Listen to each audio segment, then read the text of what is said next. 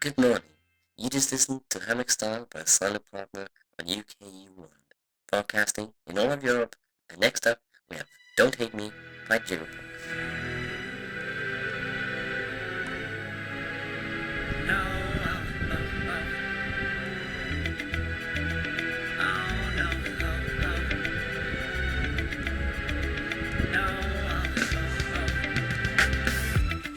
Hold on, girl, now wait just a minute.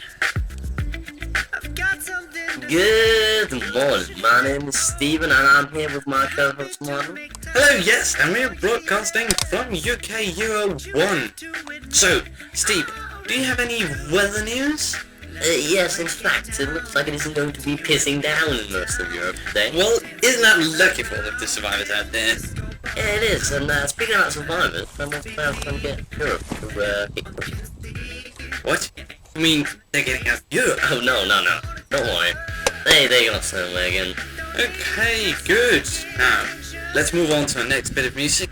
Calm by Silent Partner. 100 days.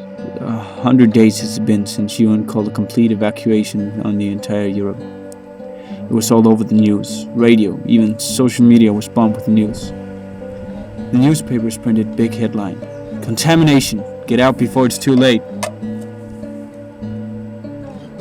The hospitals were overflowing with people that were sick, people that were dying. There simply was no cure. The biggest problem was that any doctor who tried to help just caught on the disease and became sick themselves. And within 4 days, every house stood empty. The only ones back were the sick who were left behind, and a very little amount of people who just didn't want to leave their homes. Then within the next 10 days, all the healthy that stayed had become sick. Within the next 7 days, all people were dead. I myself had given up on hope.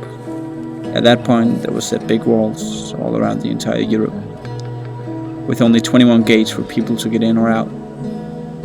But the only ones who could get through those gates were the scientists that went into Europe for the sake of research.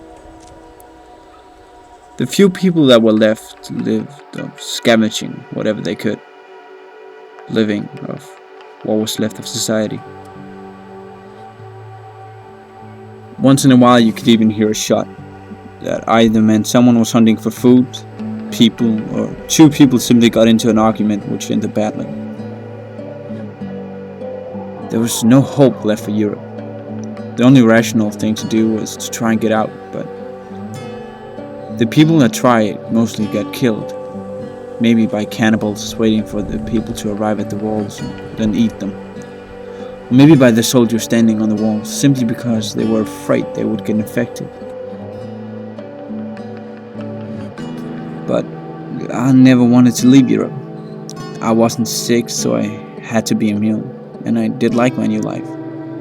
No rules, no leaders, no money. Just me surviving it, once in a while talking to my radio just to keep my sanity. And just walking around to kill time. I didn't even like my old life. I didn't like any of the people in my old life. I didn't give them as much as one tear when they all died from that horrible disease. I just watched as they slipped away. None of those people accepted who I was. None of the ones in my family. Not a single of the guys in my university. My life was a sin, they would say. There was one though. One who truly understood.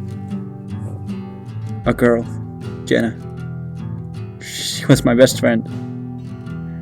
We used to go to a cafe, order a chicken sandwich, just talk. Jenna with a smile, as I used to call her. She always smiled. And she kept smiling when the leukemia hit her. And she kept smiling when she was moved to a hospice. But I was with her all the way through. I held her hand as she slept away. She was the last person who gave me a reason to love life. After my parents died, she was my friend. She was there for me. She saved me, and I was there for her. But I couldn't save her. There was nothing I could do. Not a single thing. I still remember sitting there on a cafe, just talking. Man, I like talking. I like Jenna. She was my best friend. She was the one who made me go to my parents' funeral. Made sure I said goodbye in a proper way. And I had to go to her funeral. Only this time, there was no Jenna supporting me. There was no one. My foster parents didn't understand me. My friends didn't understand me. No one did. She died just 1 year before the disease broke out. Jenna's death made me realize which world I lived in. I wanted it to end in a horrible way, and apparently God heard my prayers, because I had a chance to watch it all fall together. I saw the world pay for Jenna's death. I saw all the people I hated die. I saw the old world, which I hated, die. I got what I wanted, and people got what they deserved.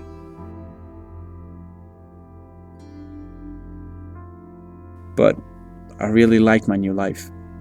I liked living of what was left. And I liked being the survivor that I was until day 100. Until now, right here, where you see me eating beans and listening to the radio. This is my life now.